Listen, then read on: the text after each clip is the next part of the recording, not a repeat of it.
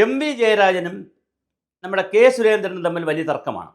K. Surendran പത്രക്കാരോടും അല്ല ഫേസ്ബുക്കിലും ഒക്കെ പറഞ്ഞു, ചാടിയതാണോ ചാടിച്ചതാണോ? സ്വാഭാവികമല്ലേ സുരേന്ദ്രൻ ചോദിക്കുന്നത്? കെ. സുരേന്ദ്രൻ പ്രതിപക്ഷത്തിൽ നിൽക്കുന്ന ആളല്ലേ, ബി.ജെ.പിയുടെ പ്രതിപക്ഷത്ത് നിൽക്കുന്ന ആളാണ്, ഭരണകക്ഷിയിലുള്ള ആളല്ല. സ്വാഭാവികമായിട്ട് അങ്ങനെയല്ലേ ചോദിക്കത്തുള്ളൂ. കാരണം ഇതുപോലൊരു ജയിലിൽ നിന്ന് ചാടണമെങ്കിൽ ആരെങ്കിലും അത് തയ്യാറെടുത്താലല്ലേ ചാടാൻ പറ്റുള്ളൂ. അല്ലാതെ ഒരു ദിവസം രാവിലെ എണീറ്റ് ചാടാൻ പറ്റുന്ന സ്ഥലമല്ലല്ലോ ജയിൽ എന്നൊക്കെ പറയുന്നത്. എന്തെല്ലാം ഹാർഡിൽസും ഒബ്സ്റ്റക്കിൾസും തടസ്സങ്ങളാണ് മുന്നിലുള്ളത്. അതെല്ലാം കാണാതെ ഒരാളിന് ചാടാൻ പറ്റുന്നുവെങ്കിൽ.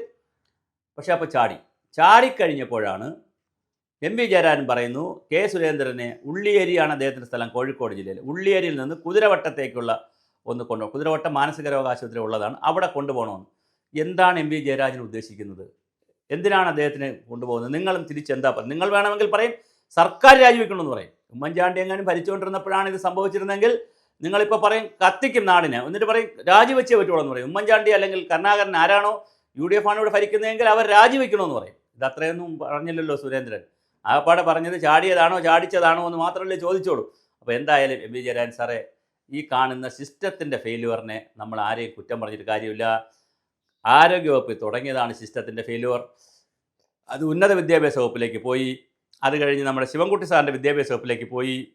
എല്ലാം വലിയ നഷ്ടങ്ങളാണ്. ജീവൻ്റെ നഷ്ടങ്ങളും സ്വത്തിൻ്റെ നഷ്ടവും ഓപ്പറേഷൻ മാറ്റിവെക്കലും എല്ലാം നഷ്ടങ്ങളാണ്. ഇപ്പോൾ ഇതാ ആഭ്യന്തര വകുപ്പിലും സിസ്റ്റം ഫെയിലുവർ ആണെന്നുള്ള കഥ വന്നിട്ടുണ്ട്. കണ്ണൂരിൽ നിങ്ങളുടെയൊക്കെ കൺമുന്നിൽ കിടന്ന കൊടും കുറ്റവാളി വെളുപ്പാങ്കാലം 4 മണിക്ക് ഇറങ്ങിപ്പോയിട്ട് 6:30 മണിക്കാണ് ജയിലുകാർ തന്നെ അറിഞ്ഞത്.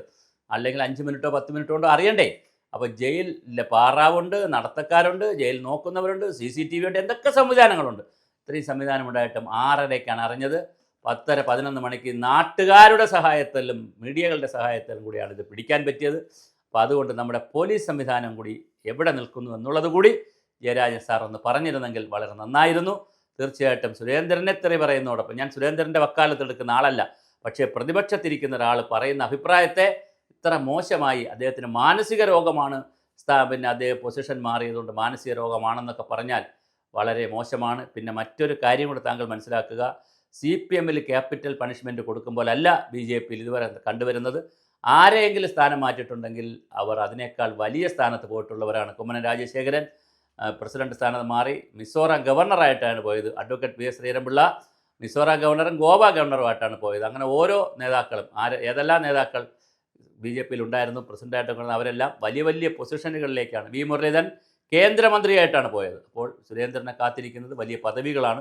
തീർച്ചയായിട്ടും അത് BJP കൊടുക്കുന്ന ഒരു പാർട്ടിയുമാണ്. അതുകൊണ്ട് ഈ ക്യാപിറ്റൽ പണിഷ്മെൻറ്റ് പരിപാടികൾ പോലുള്ള EP ജയരാജനെ പുറത്താക്കിയതുപോലുള്ള പാർട്ടിയല്ല ഇത്. നമുക്കൊന്നും ഈ പാർട്ടിയെക്കുറിച്ച് ചുക്കും അറിയില്ല. ചുക്കും കഷായവും എല്ലാം അറിയാമെന്നുള്ളത് നിങ്ങൾക്ക് കുറച്ച് പേർക്കാണ്. നിങ്ങളിങ്ങനെ ചുക്കും കഷായമൊക്കെ കൊടുത്ത് ഇന്ത്യയിലെ എല്ലാ സ്റ്റേറ്റിലും മിക്ക സ്റ്റേറ്റുകളിലും ഉണ്ടായിരുന്നൊരു പാർട്ടി അവിടെ നിന്നെല്ലാം പോയി ഇപ്പം കടൽ തീരത്തുള്ള ഒരു കുഞ്ഞു പാർട്ടിയായി, ഒരു മുന്നണിയായി, സകലവിധ പോലെയുള്ള എല്ലാവരെയും കൂട്ടിയോജിപ്പിക്കുന്ന ഒരു മുന്നണിയായി, ചെറിയൊരു മുന്നണിയായി നിൽക്കുന്നു. 10-40 വർഷമുണ്ടായിരുന്ന ഭരിച്ചിരുന്ന ബംഗാൾ കയ്യിലില്ല, പശ്ചിമ ബംഗാൾ കയ്യിലില്ല, ത്രിപുര കയ്യിലില്ല, ആന്ധ്രയിൽ വലിയ ശക്തിയായിരുന്നു, ബീഹാറിൽ ശക്തിയായിരുന്നു, രാജസ്ഥാനിലുണ്ട്, ഒരുപാട് സംസ്ഥാനങ്ങളിൽ വലിയ ശക്തിയായിരുന്നു CPM ഒക്കെ. ഇന്ന് മരുന്നിന് പോലും ഇല്ല, എടുക്കാനില്ല, ഒരു മനുഷ്യൻ ഇത് നോക്കുന്നില്ല.